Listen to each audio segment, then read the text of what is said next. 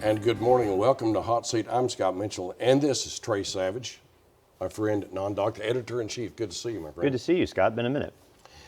It has, and let's talk about something that happened this week, which I've been watching that legislature since I was a kid at OU, like you were at OU one time. That was back in the days before electricity. And I've seen speakers deposed. I've seen some weird stuff happen, but never in May have I seen an A and B chief deposed and new people brought in. There's a lot of drama in that. You guys cover the Capitol like no one else, and that you had the story on it this week. So I think people are wondering, all right, what's the reason for the change? Because Roger Thompson is one of those guys. Reminds me of my dad. He's genteel, a statesman. He's out. Chuck Hall is in. Let's start with why, and let's get to, after that, where is this session headed? Well, it was a big shock, I think, to a lot of folks that 30 days before the constitutionally mandated adjournment of the legislature for the 2024 regular session, that the longtime Senate Appropriations and Budget Chairman was removed by President Pro Tem Greg Treat. And,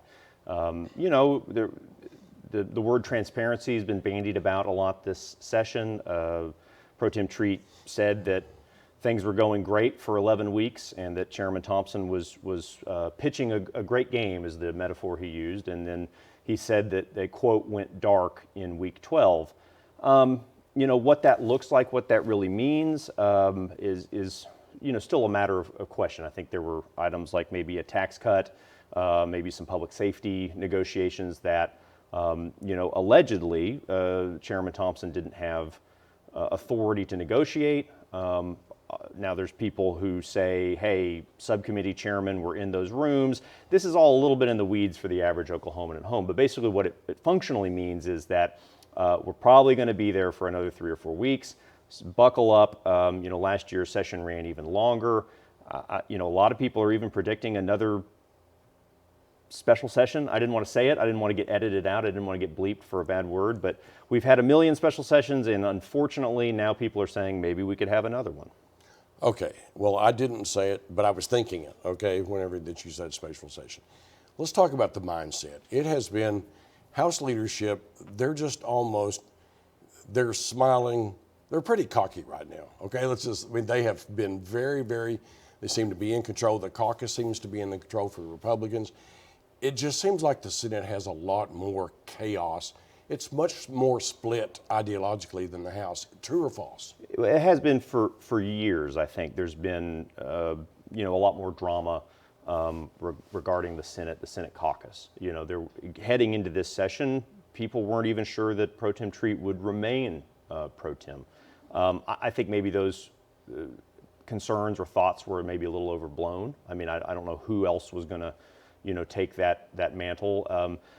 The dynamics of this session are this.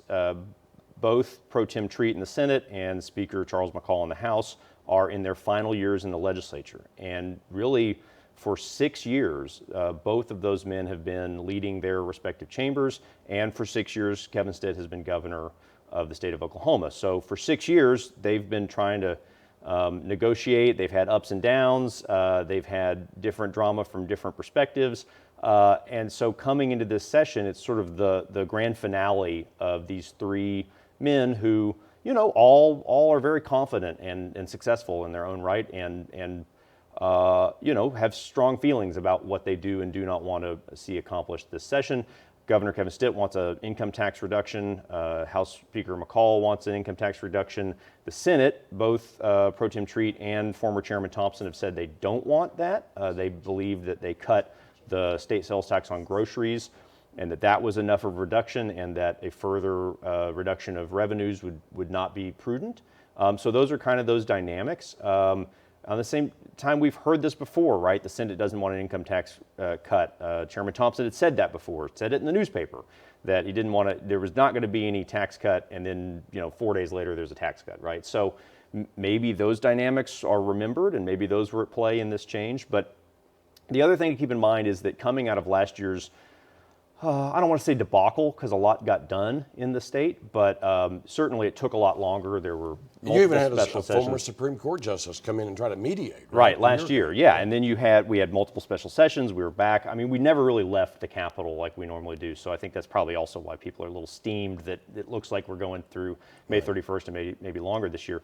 But coming into this year, Pro Tem Treat emphasized a desire for revolutionary transparency on budget negotiations. And people didn't really know what that would look like, and they kind of slow played some things and had the first 7 weeks, and they passed a resolution off the Senate floor, and it was sort of a new thing to see what the Senate official position was. And then after a couple weeks of a little bit of drama, the House came out and said, hey, we've created a portal online. It's on okhouse.gov. You can go check it out. And you can click the House Budget Transparency Portal. So they put up a portal showing where the House position was, where the Senate position was, and that was really a wild new level of transparency. It's been very interesting. I've enjoyed watching some changes be made. You can kind of keep track in real time. And then again, all of a sudden, really at the beginning of this week, like hours after I published a story about how close they were on budget negotiations, I've been told they were about 95% of the way there. They were really close. People were excited. All of a sudden, then you have Treat make the change, get rid of Thompson, promote Vice Chairman Chuck Hall to chairman, and basically say yesterday to media that we're going back to week 7. We're starting back at that resolution that we passed a month ago. And, the House's reaction is, well, wait a minute, a bunch of deals were cut. Now you're going to back out of all these deals? I don't know that we're going to let you do that. So what happens next week? There'll be some more meetings. The governor, I don't know if we want to even get into that at this point. Yeah, let's do that. Well, what was that, Thursday? Let me just ask you this. Wednesday night. Let me interject on this one. The Pro Tem said, and because I read all your stories in NonDoc, and there's interesting psychoanalysis on this, if a person wanted to, said, the governor hates me. Personal hatred. He said that Kevin Stitt has a personal, that's his belief. Senator Treat said that. How do you get past all of this?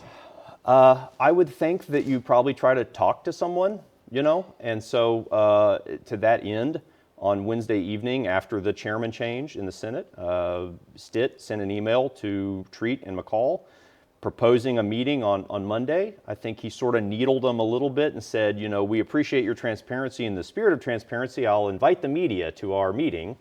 I think maybe that probably didn't go over super well, right? When we get thrown into the mix, that people are usually trying to, poke Playing at their right. Playing a card, yeah. And so Treat responded a couple hours later and said, and responded by carbon copying the entire legislature on the response. For those who don't know the origin of CC, and so he loops the entire legislature and says, "Absolutely, great idea, Governor. We'll be there. I will help you alert the media." So we're thrown back in there again, like we're going to be in the midst of all this, and so we're going to have this discussion at 2:00. We'll see what kind of political theater that equates to. We'll see if I don't know. I mean, maybe they'll stand up and yell at each other. Probably won't, but we'll see. So, well, that's Monday. So real quick, last question. You think? Let me just put you on the spot. Special session or no? I'm praying not. Okay. Well, listen, this has been... We have, just to keep in mind, there is a primary election in June, right? And this is part of that dynamic too, is there are a dozen open seats in the state Senate. The makeup of a fourth of the state Senate is going to be different next year. Could possibly impact the next pro tems. Could impact that. Could impact just the overall dynamics. Does the Republican caucus move a little further right? Do they move a little bit further toward the middle? Do any seats flip? That's all happening in mid to late June.